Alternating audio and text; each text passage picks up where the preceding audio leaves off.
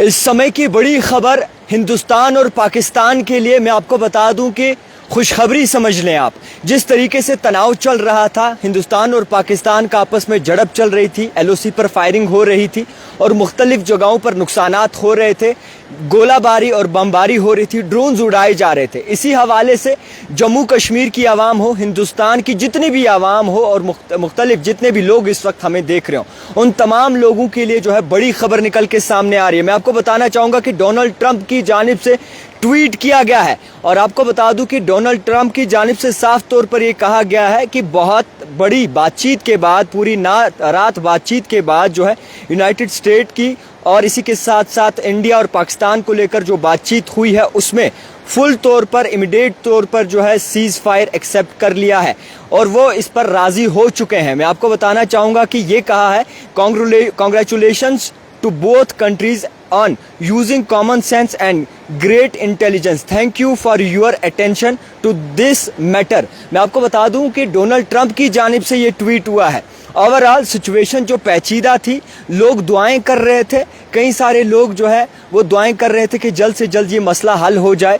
जल्द से जल्द जो है जम्मू कश्मीर की आवाम इस राहत मिले, पुंछ की आवाम को राहत मिले, मुख्तलिफ जगहों को, हिंदुस्तान की कई जगहों पर जो एलओसी के लोग नज़दीक रहते हैं उन जगहों को राहत मिले। मैं आपको बता दूं कि बड़ी खबर इस समय की, और ये बड़ी खबर इसलिए है क्योंकि जिस तरीके से तनाज़ा चल रहा था, जिस तरीके से जो आपस में झड़प चल रही थी, उसको मद्देनज़र रखते हुए डोनाल्ड ट्रंप की जानिब से ट्वीट किया गया है और साफ तौर पर यह कहा कि हिंदुस्तान और पाकिस्तान जो है बातचीत पर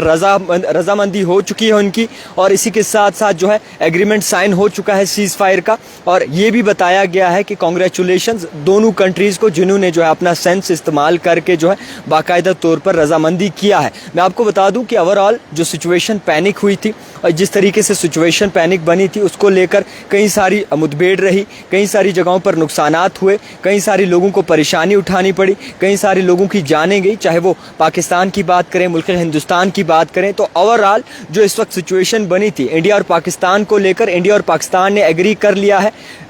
सीज फायर, और इसी के साथ साथ ये कहा है कि अब शायद ये तशद्दुद, ये परेशानियां कम हो सकें, बॉर्डर्स पर जो लोग मरे हैं उनको जो है राहत की सांस मिले, बॉर्डर्स पर जो लोग रहते हैं उनको राहत की सांस मिले। मैं आपको बताना चाहूँगा कि जम्मू कश्मीर हो, पुंछ हो या फिर मुख्तलिफ ऐसी जगहें हो जो बॉर्डर के नज़दीक हैं, जब भी रात होती थी तो कहीं ना कहीं लोग परेशान होते थे, लोग इस बात को सोचते थे कि आखिरकार आने वाले वक्त में क्या कुछ होगा, किस तरीके से हिसाब रहेगा, कैसे निज़ाम चलेगा। इसी बात को मद्देनज़र रखते हुए डोनाल्ड ट्रंप की जानिब से ट्वीट किया गया है। उन्होंने कहा है कि एक लंबी बातचीत जो है वो रही है, हिंदुस्तान और पाकिस्तान के दरमियान पूरी रात बातचीत रही है और इसको मद्देनज़र रखते हुए दोनों कंट्रीज़ ने जो है सीज़ फायर के लिए रजामंदी कर दी है और कहीं ना कहीं अब शायद ये मसला सॉल्व हो जाएगा। ओवरऑल सिचुएशन की बात करेंगे, हम आपको बताएं कि उड़ी भी गए, मुख्तलिफ जगहों गए, मगर कई सारी चीज़ें ऐसी हुई जो कहीं ना कहीं परेशानीदायक थी, जो कहीं ना कहीं लोग परेशान थे, लोग सोच रहे थे कि पता नहीं अगले पल क्या होना है, किस तरीके से निज़ाम चलेगा